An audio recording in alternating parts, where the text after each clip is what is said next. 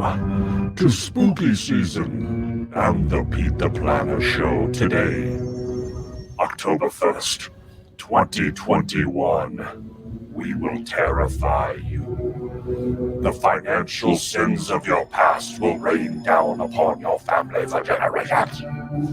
The blood of your financial sins will soil your pants. This is getting weird. Hello, Damien. Good to be with you. Please, Mr. Planner, don't hurt me. You like the spooky voice to start spooky season? I think it's good for once, maybe twice a year. Do you think that we should do an entire show like this?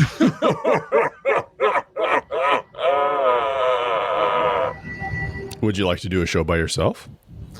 No. I'm going to change the voice effect now.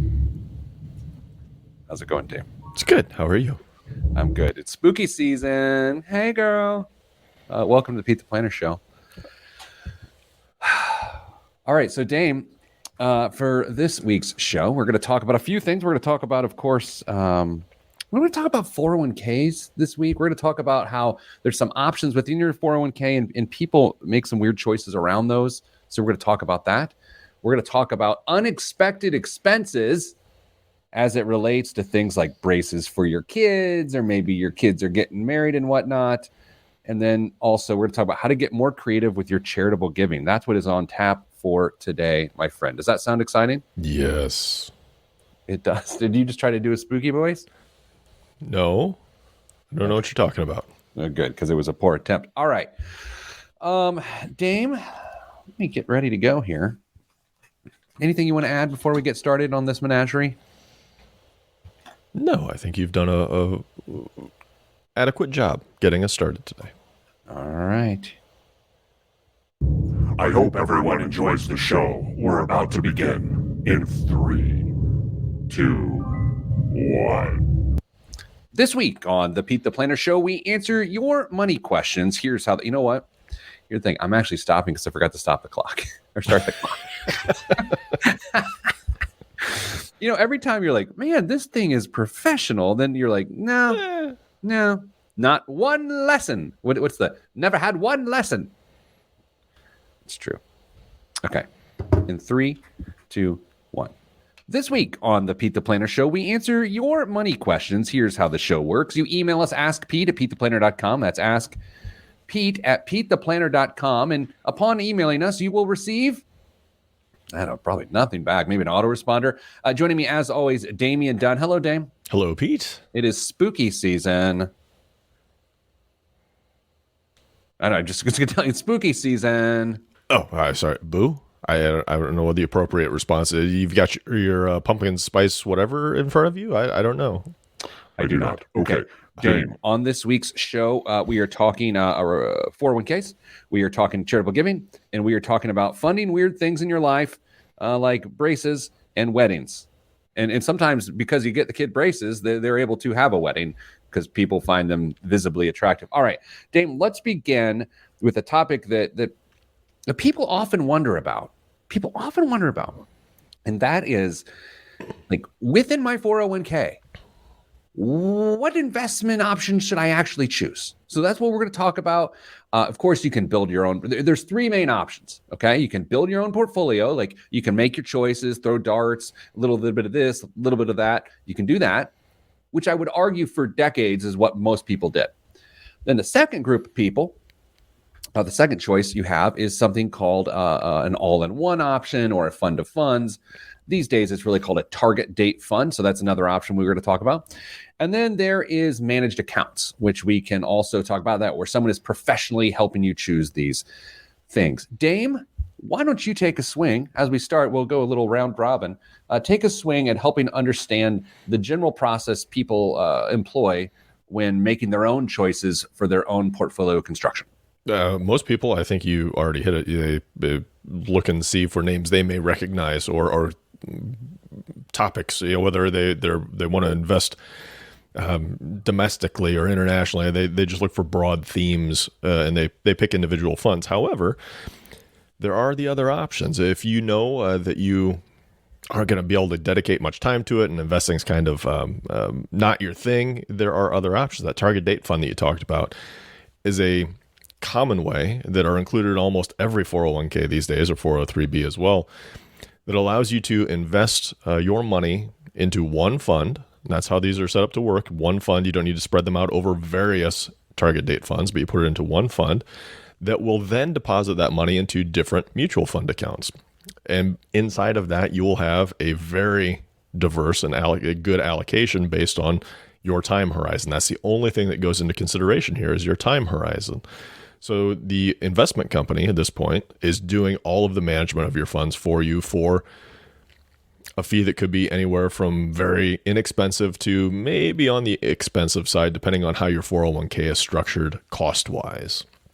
I will tag your statement with a couple addendums. And that is, you said mutual funds, which is verbally a placeholder for things like ETFs, which are exchange traded funds, or the newer, more, increasingly more popular option, which is called a CIT, which is a collective investment trust.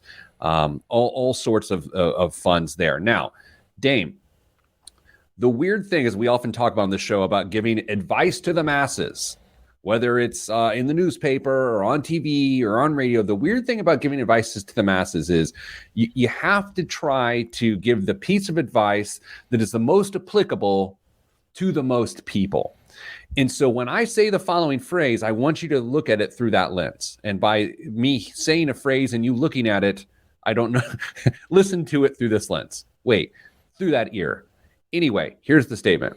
Most people should be in a target date fund. Reflect. Target date funds are in there for a reason, typically because the company wants to make sure they have a relatively safe and easy investment choice for their employees. There's very little that an employee could do to mess up that investment strategy through their own emotional cycle when they're going through their career. So they are set it and forget it.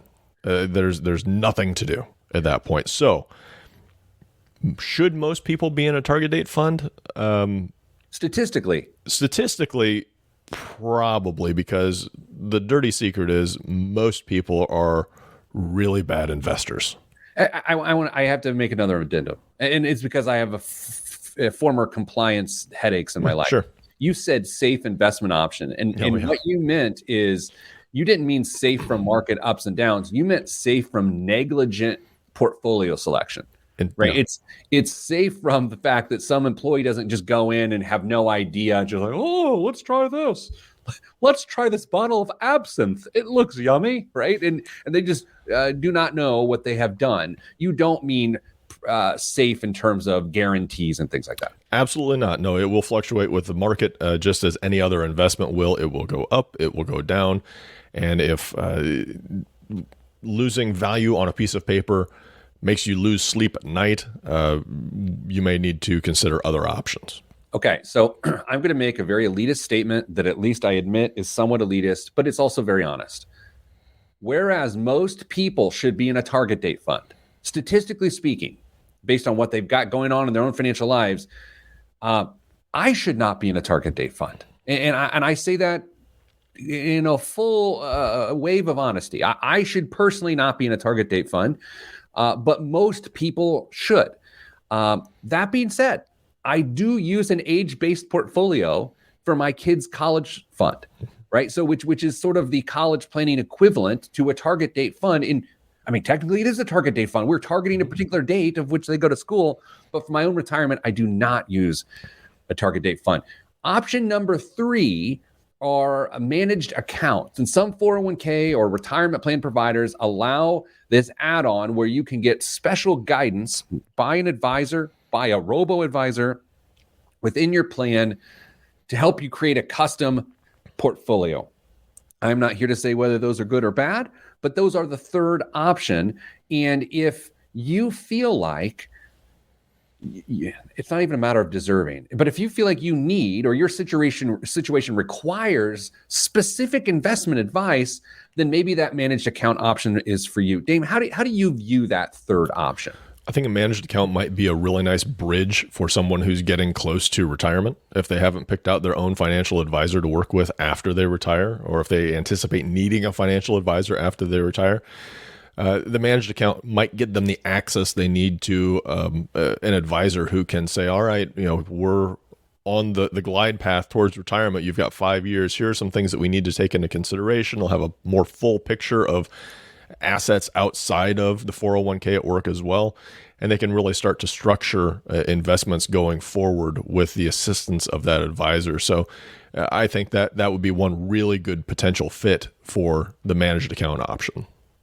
I think my challenge is most people, as they think about what their 401k or retirement plan at work strategy is they don't have a strategy. And so that's what I'm hoping to maybe get through to a few people here today, is that if your strategy is target date fund, great. That is a strategy. It is a reasonable strategy, and it will likely get you to a pretty nice place.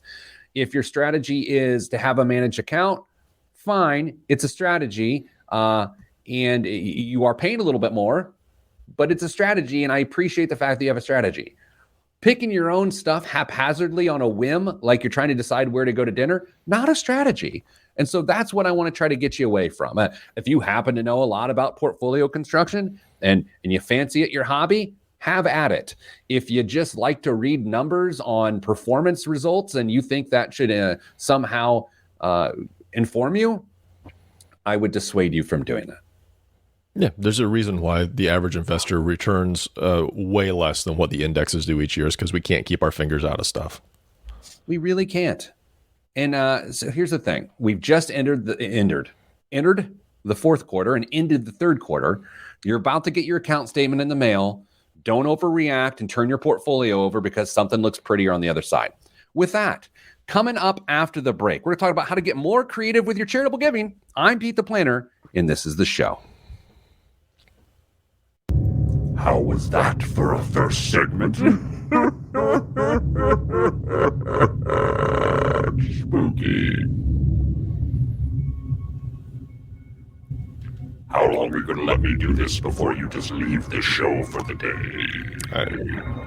Time will tell. Time will tell with the sins of your financial life, raining blood down for generations. I'm sorry. I loved Thundercats as a kid. Yeah. I still do. Mumra used to just come out with this scary, and he had like cobweb. When he opened his mouth, you couldn't tell if it was drool or cobwebs or plasma, and it would just scare you. Yeah, it's been a while since I've watched the Thundercats. Was it Lionel? Was that what was it? Was Lionel. Yeah, Lionel's a train set. Yeah. Yeah, Chitara, which is the lady. Yeah. Jameson asked if I would do a belch with that voice enhancer, and he says he will never grow up because he would like to hear that. Number one, I'm not a big belch fella, so I can't pull that off. And number two, I feel like my mom would be very upset if I did that. Dame, I watched the entire Thundercat series during the pandemic. Work from home. One day I just had enough, and I was like, you know what, honey, I'm watching Thundercats, and she looked at me with that look that I've grown to become accustomed to in the last 25 years, and it's a look of disappointment.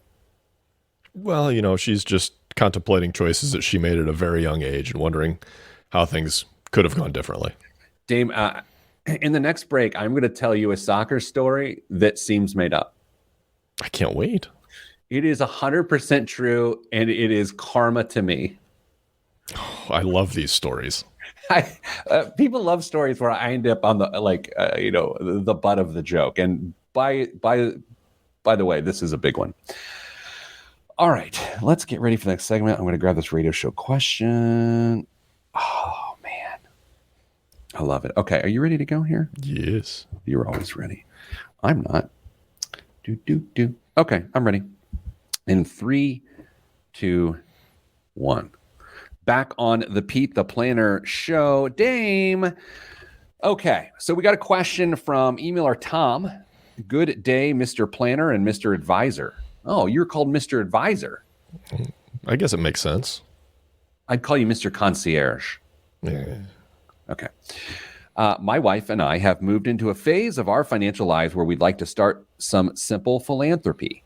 the university we graduated from makes setting up donations and scholarships funds super easy. Please give us your money. That's what it says. But how does someone go about setting up, say, a scholarship fund for a local high school? Do I just call up the school district and work it out with them? Is there something I need to do ahead of calling the school district? Help me get started in helping others. Stay getting money, Tom. You're plucking my heartstrings, Tom. Yeah. Oz said stay getting money to me the other day. She did? Yeah. Is her review coming up? It must be. It must be. All right, dude. I love this question, and we will get to the scholarship side of things in a second. But let's begin here. I think a lot more people want to have giving be a more significant part of their life. And what is stopping them from doing so is the lack of creativity when it comes to said giving. Reflect. I mean, there are two main ways that Americans give to charity, either through writing a check or donating some time. Those are the two main ways. And we can find that being not entirely satisfactory every time. The more satisfaction, I think, comes from the donating your time than certainly just writing a check. But occasionally you have checks to write and not much time to give. So you find yourself struggling for a way to feel tied into your community, to do something meaningful that is going to make a lasting difference. And yeah, I think a lot of people would contribute to a charity if there were more satisfying ways to do it. I agree. My good friend and business confidant, CJ McClanahan, had a organization called TwoRule.org, TWO, rule.org. And the concept behind the two rules were give generously and live gratefully, right? And the manifestation of those two things were to volunteer 40 hours a year. And I'm going to ask you here in a second, Dame, to maybe estimate how many hours a year you think you volunteer. You're very active in your community. And then to give 5% of your income to your community in a way that you see fit, right? So 5%, at least 40 hours. And I'm going to share mine not as a flex. I'm just going to share mine because I think it's really hard to talk about these things and then just not be honest with how you do it. I would say, on average, my volunteerism is well north of 100 hours a year, if not approaching 200 hours a year.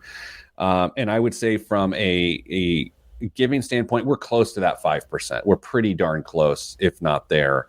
And I'm curious for you. I know volunteerism has been a big part of your life in various capacities. And by the way, coaching a little league team, it counts. You are investing in children to have good leadership and learn how to work with others. Those sorts of things count. So, Dame, you think you're approaching that 40 hours, if not in excess? I'd say I'm probably at least 40 hours. I'm nowhere near your levels because I don't have the opportunities, frankly, in some of those instances. But I'd say at least 40 hours in the community, and my wife and I do give of our own resources money wise as well. So yeah, we find ways, and I think you're exactly right. If you can find a way to be consistently involved in something, not just a one-off, one day or a few hours a year on something, it becomes a lot easier if you know it's just something that's scheduled on a semi-regular basis that you end up going to do or contributing to. It becomes significantly easier. I mean, you used to do junior achievement when you'd go into the schools and, back when that was a thing. Still is a thing. Still is a thing. I would say this before we move on to how to start a scholarship at your local high school, which I'm a giant proponent of. And this sounds like a very highly critical comment, and it probably is. I think sometimes around this time of year, people really start thinking about others. You get to Thanksgiving, you get to the holiday season, you get to gift trees, you get soup kitchens, you get sort of like a thing. Culturally, it's become this thing. and you want to give back. You want to show your kids how to give back, and inevitably, what ends up happening is you get this line. Here's the imagery I'm trying to share with you. You get a line of families wanting to contribute to the community at a soup kitchen, all to just be able to scoop food onto someone's plate. And it's not that that's not meaningful. That's incredibly important, incredibly generous. But it becomes like, oh, we have to wait in line for our turn to try to scoop. And then it becomes more about the giver than the receiver, right, at that point, if that makes sense. So I urge anyone who says, all right, I'm willing to accept that 40-hour a week or 40-hour a year challenge. A week's a tad aggressive. Then think more creatively about it. Don't think about standing in line to scoop things at a soup kitchen, although that is needed. And I apologize for however horrible that sounds.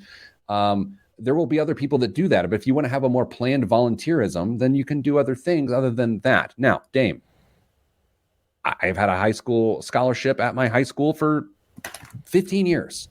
And it is one of my favorite things in the world. It is incredibly easy to do. So here's what you do. Your school district, or whatever school district that you're looking to have a scholarship at, has an education foundation. This is a volunteer organization in many cases that gathers all the scholarships within the community and then awards the scholarships for the community. Because a lot of people, Tom, like you, want to do something like this. And so this is an office that coordinates all of that. So you need to go and find whatever school district you're looking for and then look for like their foundation. And their foundation is who can help set this up for you. And depending on what school district it is, they will have a really developed mechanism for this, or it will be something that you can help them develop. And it can be as simple as a couple concepts here. Number one, Dame, I want to talk about how endowed these things are. That is to say, maybe you just want to donate $25,000 and then permanently, the way that money is managed, someone will get a $1,000 scholarship every single year and it will just be awarded. And that's considered to be perpetually endowed, okay, at the $25,000 level for a $1,000 scholarship. Or and simply do what I do, is every year you just pay the scholarship. I didn't endow my scholarship. I just write a check for it every year and some kid receives it. And so, Dame, I'm curious, having had that explained to you, and you already knew that, by the way, does that seem like an accessible way to get involved with this? And yeah, totally. If it's something that you are interested in, and it doesn't have to be a school scholarship, go to your local community foundation too. And I'm sure you could come up with a target that you are passionate about and something that you want to try and encourage the community to continue to participate in. And you figure out what level you can contribute to or gift to, and the community foundation would be happy to help you set that up. Here's another thought there to your point. Maybe you want to give scholarships to a returning member of the military coming back to go to school, or maybe someone has just served their time to the prison system and they are getting back into our community and you want to help them further their education. There's a ton of different ways that you can help people along with the idea of scholarship. So, Tom, the answer is find a foundation. That's what they do. And then sign up for it. Dame, coming up after the break, let's talk about unusual expenses that come to parents. That's next. I'm Pete the Planner.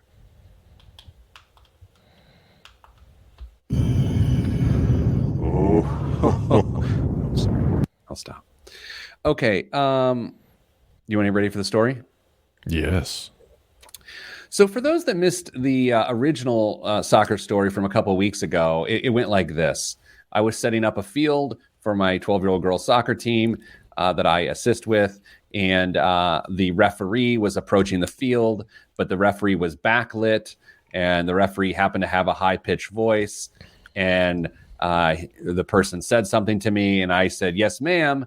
And then a half second later, I realized it was a gentleman. And that was uncomfortable. And it was just the beginning of our challenges with that person. Dame, this past weekend at a soccer tournament, I was setting up the field around 8 in the morning. As this may not surprise you, I'm always the first person there.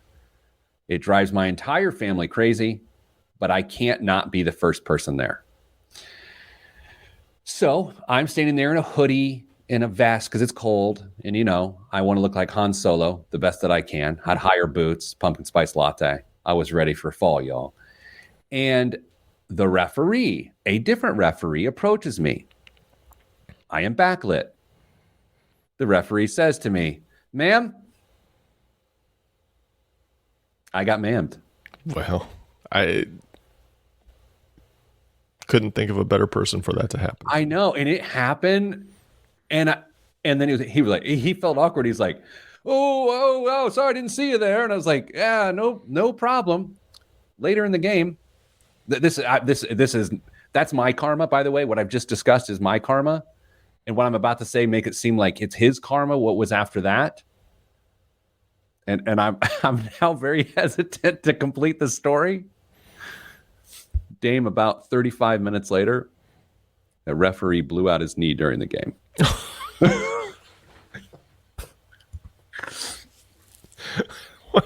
Why would you say that? I know, and he did. It's factual. I'm just like, fair and balanced, man. I'm just giving you the news.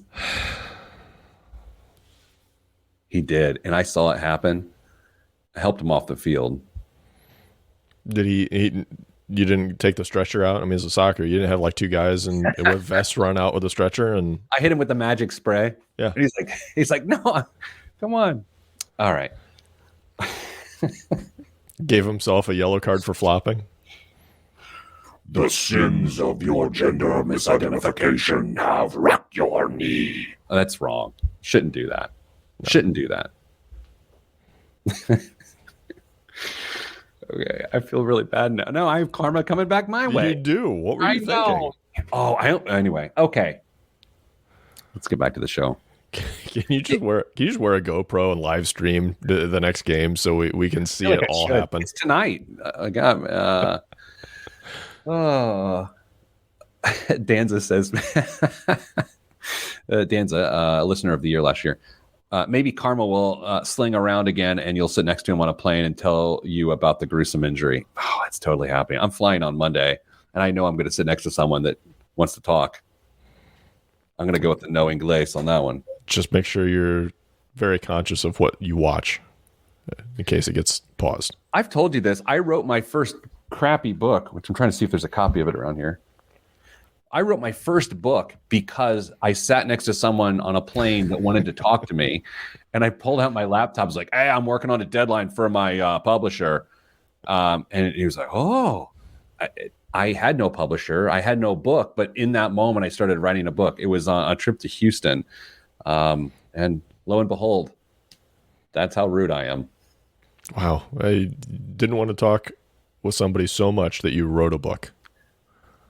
That's the level of laziness you can expect from me, honestly. Did they get credit in the foreword or anything? Like, you know, that's a good question. Thank you to. So.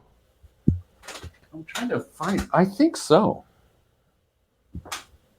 I actually think so. I think I mentioned that in the. Okay. Yeah. In this segment where we're talking about unexpected expenses for parents, is this something that you want to share about, or am I putting this upon you? We braces have entered our family. We've been dabbling with orthodontia for a number of years, but we've finally made the full jump into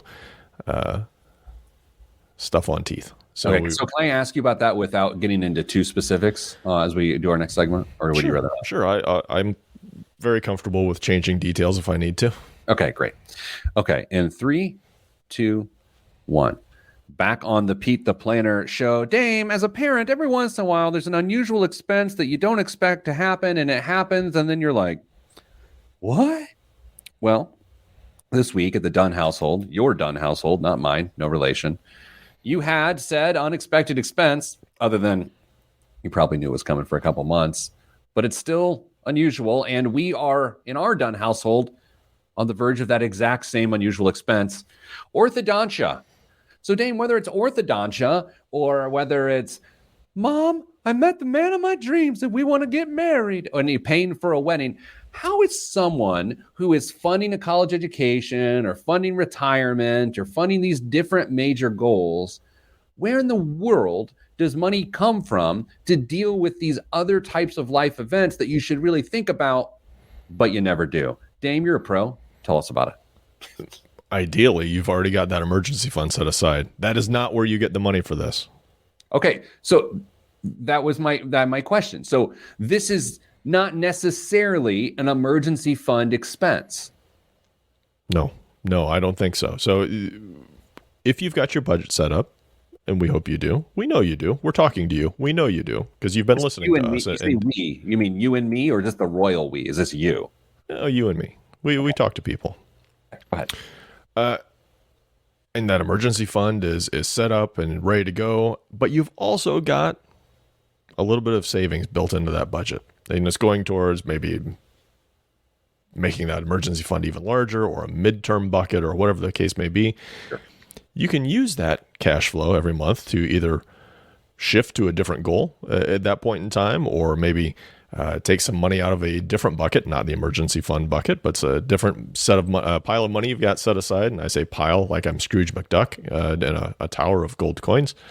And you start to figure that out there. What we don't want you to do is to take it out of the emergency fund, if at all possible. Even worse, take a 401k loan out of a retirement plan to fund a need such as this, and cause yourself some pain and some potential agony down the road by making what could be a hasty, short-sighted decision. So, Dame, when you knew that this was a possibility, you've known for a little while that this could be a possibility. So it's something that you were able to plan for. Mm-hmm. A lot of parents, very frankly, maybe to your point here, don't know it's coming, and it's here, and it's like, yeah, we're in this moment now. I will note that we are probably going in that direction for a small person in our household, which actually describes 3 of them. Mm-hmm.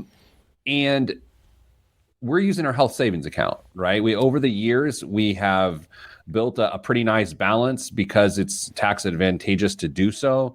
We fortunately not had a lot of other medical expenses. And so that's what we're using to fund ours. How should a person reflect upon payment plans offered by, let's say, an orthodontist in this example? How should someone use that to help make the decision? So should it impact the decision? Look at it on its own merits, for sure. You're going to want to make sure that you've got room in your budget for this, though, first and foremost. Whether you use somebody else's money or you use your own money that may already be set aside in your cash flow, your normal monthly cash flow, the money's going to come from somewhere. You're going to have to either replace some savings or chew up some income or pay somebody else for this. So if you're looking at a payment plan by an orthodontist, make sure that the terms are reasonable. You've got to make sure that you're not getting it stretched way out over a long period of time and a crazy interest rate. But there are potential options for you to take advantage of in that case. I mean, they want you to do business. They're going to try and make sure they get that taken care of. And if they can help you finance that over a couple of years, then they're going to do that. Did anyone else pick up on the fact that Dame said chew on and stretch during that explanation about orthodontia? Just me? Probably. Just me. Are you suggesting people are going to buy now and pay later? Yeah. I mean, that's what a lot of these are going to come down to, is that not many families, I should say, are going to take the time and make the effort to save for a pair of braces or a set of braces. A pair of braces or a set of braces, right? I don't even know. Nobody knows. I will say this, to get off track for 30 seconds. Last week, we talked about buy now, pay later as a very popular thing. So much so that then that same day, I read an article about Walmart eliminating layaway in lieu of buy now, pay later. Really? Yeah, it's happening. They're eliminating layaway, which is really frustrating to me. Mary Lou says it is a set of braces, not a pair of braces. Dame, let's move on and assume that teeth are nice looking, unlike my own. And we get to the point of something like a wedding. how is the average person supposed to get their head around a wedding? I mean, I've thought about this for years. Is the average person, when their kid gets to be a late teen or in the early 20s, is the average person supposed to go, okay, let's start putting money away for that open bar, or let's start paying for banquet chicken? Like, how do you think about that? Do you have to wait till the person meets someone? Like, where do you go with this? I don't save for that specific goal. In our instance, I think it's easier for people to save for future opportunities or expenses. So you've got that emergency fund, then you've got some other funds that will be used for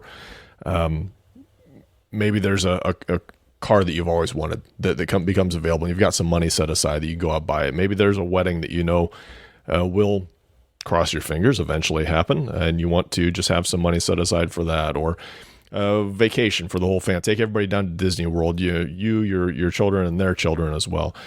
You just have a general fund that is being saved for, and if it gets used for a wedding, so be it. A trip, whatever, a car, great. But there has to be some activity to get to that point. You have to engage in saving to make sure that that money is going to be there. I don't care if you've got it labeled specifically what it's going to be for or not. You know, I have found that paying for a wedding, this is from a third party perspective, by the way, because I've never paid for a wedding. I found when parents get in this situation that it is akin to not having money to pay for college and then just writing a blank check, right? And so my question to you is this. Let's say you don't have an emergency fund set aside and you still want to pay for a wedding. What are the never break these rules in regards to that? Is a 401k loan an acceptable source for money to pay for a kid's wedding? I don't think so. I don't either. That's hard to hear for some, but the answer is no. Yeah, I don't. Listen, you want your kid to have a beautiful day that they'll always remember. It's not worth taking a 401k loan out, in my estimation. How about a home equity line? I like how this is how miserable you and I's lives are. Yeah. Is that absolutely tortured you to ask you that question? Can you imagine just two normal people having a conversation and I say, well, how about taking out a home equity line? And the person's like, that's how we know we're losers. Yeah. Yeah. I'm trying to view this from a father's point of view and also a financially pragmatic point of view. Yeah. We need to, first of all, rein in the cost of weddings. If you don't have any money to spend on one, don't be spending lots of money on a wedding. You can have very beautiful, simple weddings that don't cost very much. I hate to break it to the wedding planning community, but that's the case. So home equity loan, I'm not a real big fan of it. I'm not. All right. I will note this before we go to break. When the Pete the Planner brand sort of started around 2005, for a long time when people would sort of learn of it who didn't really know me at all, there was this assumption that I was a wedding planner. Did I ever tell you this? No. So I would get like random emails like, can you help us plan our wedding? And I was like, no, don't do it. All right, Dame, coming up after the break, biggest waste of money of the week. It's a big headline this week, the biggest waste of money of the week, and the current events in the news and everything else. I'm Pete the Planner, and this is the show. All right, I shorted that segment by 2.5 seconds. We're going to have to let the radio station figure that out. Dame, you ever get this deep into the radio show and realize that you would be well served with a trip to the restroom? Ooh. Well, you know what? I can't see below your waist. You do whatever you need to do. Very tall cup of coffee in front of me. For those listening on the podcast, there's a tall cup of coffee in front of me. For those watching the live stream, they just saw it. Okay, Dave. The coffee. What? Yes, that's right. Okay. You ready to go? I mean, anything you want to hit? I mean, this is sort of our last hurrah before we hit this segment and stay getting money at the end. Anything you want to get out before then? I hate to even say this out loud. I'm so conflicted. Are you going to use the voice for Stay Getting Money this week? Stay getting money. That? Yeah, that voice. I don't know. Oh, yeah, I will close with it in a spooky way. It's only right. Yeah. Not that you're forcing it. Going back to soccer and braces for a second. So at the end of practice, sometimes I have individual packs of gummy bears that I bribe the girls with if they had a good practice. And last night, one of the girls on the team got new braces. And so I went to hand her gummy bears and she couldn't have them. And I felt instantly bad. But then I remembered I had Nerds in my soccer bag and I gave her Nerds. I just realized I feel this sounds real strange. I'm plying children with candy. Yeah. It is wrong. Do you have a van that you drive to the practice? I ride my mountain bike. You know what's weird is to be someone in Indiana who is like, I mountain bike. It's like, no, I rode down the suburbs to a soccer complex. Is it a mountain bike? Like, why would I call it my Trek 800 from 1999, 1995? Why would I call that a mountain bike? Just call it a commuter. It seems like a little upscale. Does it have any suspension on it? No. That's a commuter. Okay. Here we go. In 3, 2, 1. This week's biggest waste of money of the week, right here on the Pete the Planner Show, is every week we have something called the BWOM, biggest waste of money. This week's biggest waste of money of the week is Danish artist Jens Honig has made off with $84,000 from a modern art museum in Denmark as part of a self-described conceptual artwork titled Take the Money and Run. The Kunsten Museum of Modern Art in northern Denmark originally commissioned Honig to recreate 2 of his earlier works as part of its Work It Out exhibition. The works, which were initially showcased in 2007, consisted of 2 canvases encased in glass that contained that average income of Denmark and Austria as real banknotes. All right. Lasse Andersen, director of the museum, told Danish national broadcaster DR that the museum did lend Honig 534,000 Danish kroner to recreate the works, but that it had contractually agreed that the money must be returned when the exhibition ends in January 2022. When museum employees opened the 2 packages from Honig, however, they were surprised to find empty glass frames. The $84,000 was nowhere to be found. So, how great is that, Dame? The museum gave an artist $84,000 for a piece of art, and part of the conceptual art was to take the $84,000 that was displayed in the art. I dare I say, genius. Yeah, I think I saw this article. Maybe it was a different publication that put it out, but wasn't the name of this Take the Money and Run? Yeah, that's the name. That's what I just said. Okay. Yeah. So, do you view this to be theft? You can get away with a lot of things calling it art these days. And I love art too. I really don't know where you draw the line in some of these instances. So I call it a cost of doing business with artists these days. What's in the news this week? On Wednesday, Compound, that's a Bitcoin trading platform thing, rolled out what should have been a pretty standard upgrade. But soon after implementation, it was clear that something had gone seriously wrong. About $90.1 million had mistakenly been sent to users. Now, the founder is making a plea and issuing a few threats to incentivize the voluntary return of the platform's crypto tokens. Now, if you're threatening, does it become voluntary? It feels a little weird. You ask the NFLPA. I think. Yeah. So, by the way, before you give the details of which I love of this story, I'm going to say, as of right now, this is my favorite news story of the year. Continue. Yeah, so $90.1 million sent out. If you received a large incorrect amount of comp from the Compound protocol error, please return it, Robert Lesher, founder of Compound Labs, tweeted late Thursday.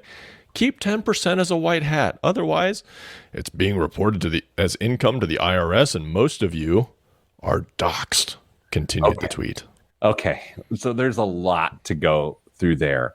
And I don't know. I mean, we're going to talk about this because I don't fully understand it. So, Dame, giant mistake with all this crypto stuff. Money goes out to the users, but because you can't trace stuff and they can't just pull it back, because that's the whole point, right? It's this anonymous currency that he can't just get it back. He can't reverse those transactions. And then he can't necessarily find those people because of the nature of anonymity within cryptocurrency, theoretically. All right, so there's that.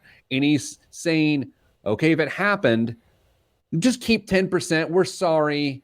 And we'll call it a white hat, which is for doing a good thing, right? Yes.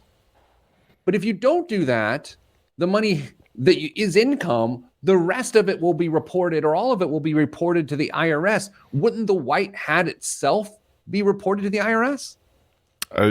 You would think, but maybe they're just saying, hey, we'll just keep that between you and me. Just give us 90% of what we accidentally sent you back, and just keep that cash. Yes. Should it be? Yeah, it should. It should be reported as income. Will it be? No, of course not. And then we will dox you. Now, Dame, I am not a big internet person, other than I am destroying my family in fantasy football. I'm 3-0, beat my kids and my wife at football. Fantasy. Anyway, doxed basically means expose someone's personal information online so others can bully them and harass them. Am I correct? Yes. That's quite the business model. Yeah, great business model. And do you really think anybody's going to feel bad for the people that kept the money? Not after being threatened. No. This is the best business story of the year on this show. No one can top it. It's got everything. It's got crypto. It's got the ills of crypto. It's got the use of the terms white hat, threatening to report people to the IRS despite not actually reporting to the IRS the income that comes via the white hat, and threatening public humiliation and bullying. That is everything this show is about. Just for some perspective, Compound, by the way, is the world's 5th largest decentralized financial protocol. They have a total value of $9.5 billion. So $90 million, not a big deal. A lot of money, but not a big deal to them. They should be able to absorb this. So they are out there taking the exactly wrong approach to getting this rectified. What else is in the news? Pandemic discount? We hardly knew ye. Rental prices in the U.S. are skyrocketing. The median national rent for one-bedroom apartment is up 10.7% from March 2020, while two bedrooms are up 13%, according to the Zumper National Rent Report. I'm sorry. Did you say the Zumper National Rent Report? Yeah, you don't get the emails? Can you spell Zumper? It's spelled just like it sounds. Give it a shot. Zumper. You are exactly correct. The Zumper National Rent Report. Yeah, it's the gold standard. Is anyone surprised by this? I'm not downplaying the ill effects of having a rent increase nationally, but it is not at all surprising given the eviction moratorium that the landlords just went through for the last year and a half. Well, I think that makes perfect sense. But here's the flip side to that coin. When the Supreme Court decided to strike down a federal ban on evictions in August, lawmakers and housing experts mentioned a slew of devastating metaphors, cliff, tsunami, tidal wave, to describe the national eviction crisis they saw coming. 1 month later, however, many of those same authorities find themselves wondering, where is it? It hasn't happened, Pete. It hasn't happened. So wait a second. You just said there's a 10% increase. But they're saying that's not big enough to be considered the tsunami? People aren't getting evicted. They're just getting their rents raised. Oh. Okay, I got it. People aren't getting booted on the street, but they are going to have the juice turned up on them, which eventually will lead to them out on the street. That would be my guess. What's Zumper think? Okay. Couldn't be reached for details. Yes. That's Zumper. National Red. What else is in the news? As teenagers navigate matters of love and money, a troubling percentage of young relationships are showing signs of financial abuse. Some 31% of U.S. teens aged 13 to 18 have flagged the signals of financial abuse, which may be controlling a partner's ability to receive, spend, or save money, according to a study from Junior Achievement and the Allstate Foundation. 13 to 18, there's financial abuse for people 13 to 18? 31% of U.S. teens aged 13 to 18. What? Okay. How can a 13 and 18-year-old be like, financial abuse is very real and horrible. And by the way, our team works through these sorts of situations all the time because we acknowledge that it's real and we can help people with it.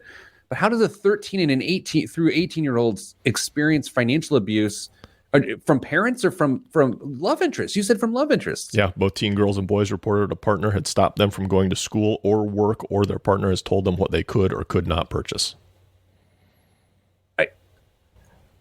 This is one of those things that I'm just going to chalk up to I just don't understand it, as opposed to saying it's not a thing, right? Because, I mean, what does it matter if I think it's a thing or not, if it's a thing? Yeah. That's disturbing. Financial abuse is real, and it's awful, and that's too bad. So on that up note, Dame, I hope you had a good week. I did. Sending you good vibes, because good vibes are all that's in the budget. I'm Pete the Planner, and this is the Pete the Planner Show. No, but seriously, like, how? More than 1/3 of teens felt pressure to say yes when a partner asked them for money, with boys feeling more compelled, 41%, than girls, 34%. Wait.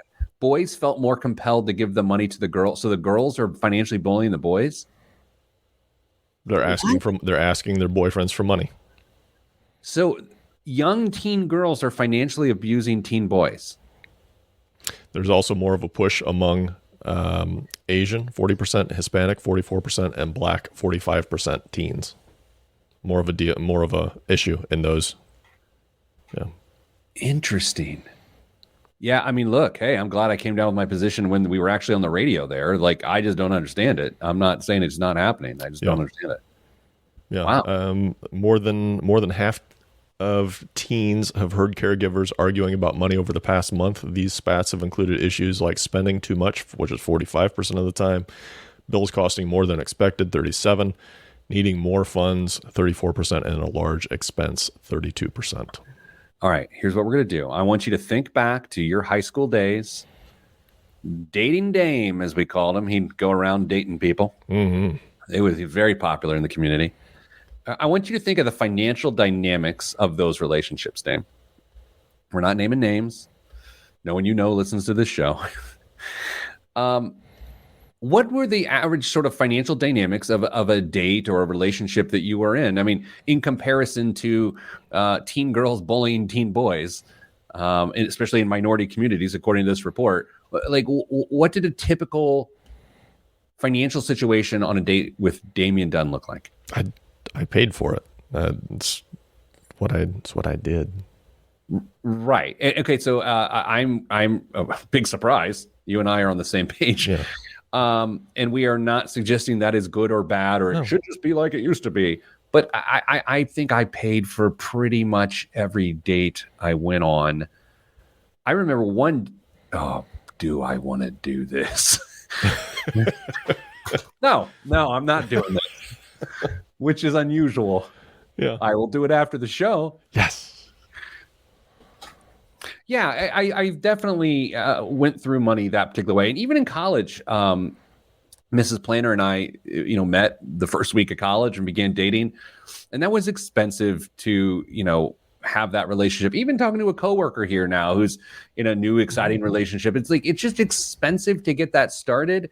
And I guess what I'm hearing here is that those dynamics have changed because now people share those expenses. It's not so one-sided, or is the bullying in sort of reaction to the fact that had shifted? That's what I'm trying to get my head around. Yeah, I don't know. I'm sure there's more data out there if I wanted to go find it for you. Danza makes probably the point of the year. This puts Danza in the lead for listener of the year 2 years in a row.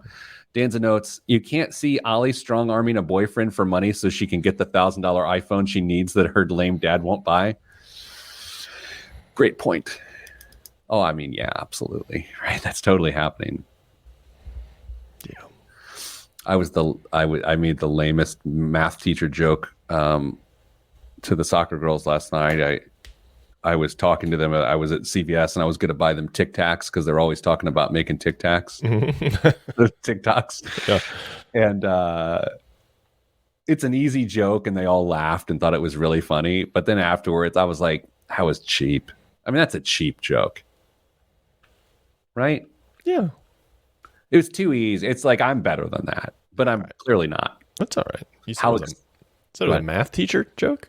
Well, math teachers have a certain style of jokes. They're just sort of corny. And Yeah. in fact, yeah, you're right. Yeah, one of the girls on the team a couple weeks ago, she's like, "You're a math teacher, right?" And I'm like, "No." I was like, "Why?" She was like, "Because you seem like a math teacher." I'm like, "Okay."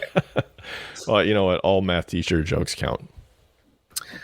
How excited are you for what you're going to hear when we go off the air? Very. And the good thing is, I don't have to clean any of it up. I guess we're in the workplace, though. I'm technically your employer, so maybe I do need to clean it up. Yeah. We can, let's just Clock out. let's clock out. We're going to say we're going to go to lunch virtually as friends, just for a minute. Oh my God. I've told the story over the years, but I've gotten to the point as a 43-year-old man, I've stopped telling it because it's like, Yeah. I probably should stop telling this story. Yeah. One more time. Yeah, one more time. Yeah, all right. Well, hey, thanks for listening. Oh, I got to get spooky here real quick. Send everyone out on a spooky note. I hope this show changed your life forever.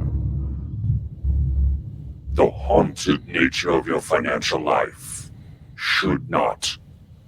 Ran out of stuff. Like as a former improv comedian, like sometimes you hit the wall, and I just did it in front of all of you. Stay getting money, y'all.